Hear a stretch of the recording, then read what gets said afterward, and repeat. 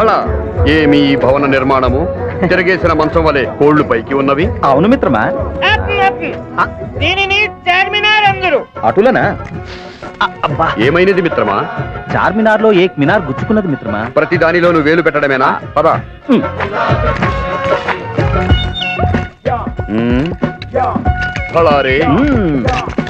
ఏమి బహుళ భవన సముదాయము. దీనిని మానవులు హైటెక్ సిటీ అని ముద్దుగా పిలిచెదరు. దీని ప్రత్యేకత ఏమి తాత?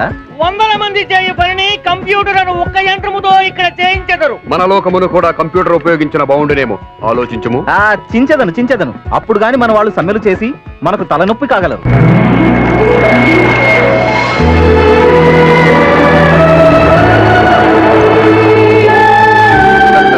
ఈ లోకములను పుష్పక విమానములున్నవి. అది మానవులు ప్రయాణించి పుష్పక విమానం.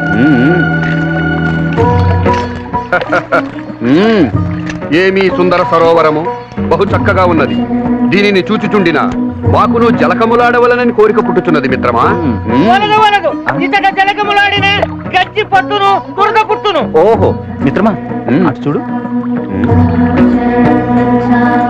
అది సరే మనవాళ్ళు, మీరు ఈ భారీ కాయముల నుంచి మామూలు మనిషి కొలతలకు మారిన మరెన్నో చిత్ర విచిత్రములు చూడవచ్చును. అటులనే తాత